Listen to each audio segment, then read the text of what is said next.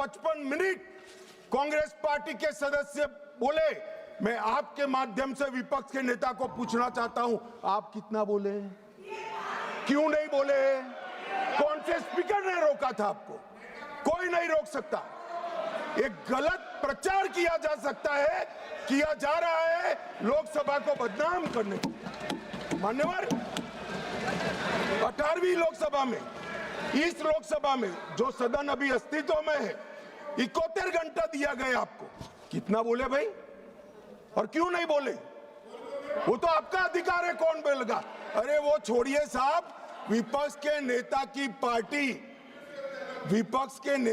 Party Lok Sabha speaker पर अविश्वास का प्रस्ताव लेकर आई है, उस पर भी विपक्ष के नेता कुछ नहीं बोलते हैं।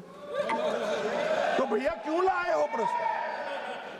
मान्यवर, ये बोलने नहीं देते हैं, वो ठीक नहीं। वो बोलना नहीं चाहते हैं, और बोलना चाहते हैं तो नियम अनुसार बोलना नहीं आता है। ये कोई सभा नहीं है, यहां पर हर सदस्य ने लोकसभा के नियमों के अनुसार बोलना है। अब उन्होंने कहा, कल माननीय सदस्य वेणुगोपाल जी ने मुद्दा उठाया, 40 बार या 38 बार जो बोले, मुझे फिगर याद नहीं है, विपक्ष के नेता को टोका गया, रोका गया। भाई, स्पीकर के द्वारा एक बार टोकने के बाद दूसरी बार आप वही बात करोगे तो स्पीकर के पास क्या विकल्प रहता है? जब यहां से श्री राजनाथ सिंह जी ने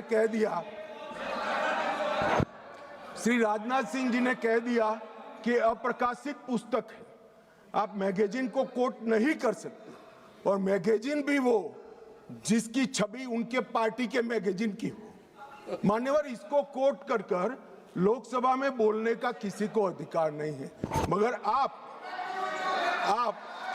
उसी विषय पर बोलोगे तो आपको टोकना पड़ेगा। फिर उन्होंने कहा, वो उसके बाद SIR पर चर्चा थी, मैं यहीं बैठकर उनको सुन रहा था। मेरे जवाब में वो खड़े हो गए, स्पीकर साहब ने उनको बोलने के लिए कहा। ऐसा नहीं है, नहीं कहते हैं। मेरे भाषण के बीच में मुझे भी बिठा दिया और विपक्ष के नेता को बुला दिया। तो उन्होंने कहा, आप पहले मैं कहता हूं वो बोलिए। अब साहब मुझे बताओ, किसी भी वक्ता का भाषण कोई अन्य संसद सदस्य कैसे तय कर सकता है? मैं क्या राहुल गांधी जी को कह सकता हूं कि आप ये बात पहले बोलिए, दूसरी बोलिए, तीसरी बोलिए, चौथी बोलिए? नहीं कह सकता। अगर मैं नहीं कह सकता तो वो भी नहीं कह सकते। मान्यवर, वो कहते हैं कि ये करिए। फिर भी सदन डिस्टर्ब किया तो अचानक उनको एक आइडिया आया कि एक आइडिया है। फिर अपने आप उन्होंने आइडिया को सर्टिफाइड कर दिया, गुड आइडिया, ऐसा करके सर्टिफाइड। आइडिया क्या था कि मेरी प्रेस कॉन्फ्रेंस पर बहस हो जाए। भाई, ये साख मार्केट नहीं है, लोकसभा है।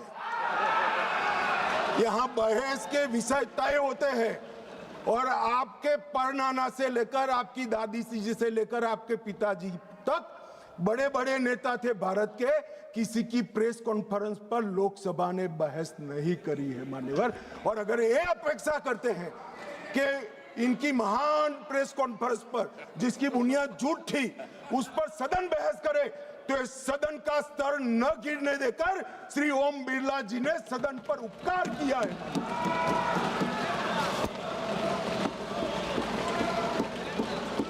और मान्यवर, मैं सिर्फ इस सदन की बात नहीं करता, 70वीं लोकसभा में विपक्ष को 40% समय दिया गया, समूचे विपक्ष को, जो प्रोरेटा से 2.5% ज्यादा है। मेंशन ऑफ थैंक्स में विपक्ष को 34% समय दिया गया, और 18वीं लोकसभा में 45%, और शून्यकाल में विपक्ष की भागीदारी मान्यवर 55% रही है, 55%। और ये कहते हैं कि हमें बोलने नहीं देते। मान्यवर, किसको बोलना, किसको बोलना वो अधिकार उस दल के नेता का है। जब आप स्वयं बोलना नहीं चाहते हैं, कोई आपको कैसे बुला सकता है? आप स्वयं बोल, इतने घंटों में आप जब भी चाहे बोल सकते थे। मगर भाई बोलना तो ये अविश्वास प्रस्ताव आने के बाद भी नियम अनुसार ही बोलना पड़ेगा, और अगर नियम की समझ नहीं है तो 2 सीनियर सांसदों से किसी को भी समझना पड़ेगा। मान्यवर, इसके अलावे किसी को नियम तोड़कर बोलने की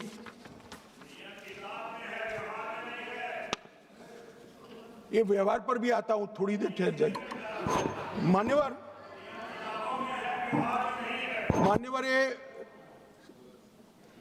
विपक्ष के नेता श्रीमान राहुल गांधी अपने अधिकारों की बात करते हैं, वो तो आरोप है, मगर फिर भी जो स्वयं उनके हाथ में है इसका परफॉर्मेंस मैं कहना चाहता हूं। मान्यवर, 17वीं लोकसभा में उनकी उपस्थिति 51% रही, 51%। मान्यवर, राष्ट्रीय औसत 67% है। 16वीं लोकसभा में उनकी उपस्थिति 52% रही, जबकि राष्ट्रीय औसत 80% है, और 15वीं लोकसभा में उनकी उपस्थिति 43% रही, जबकि राष्ट्रीय औसत 76% है। मान्यवर,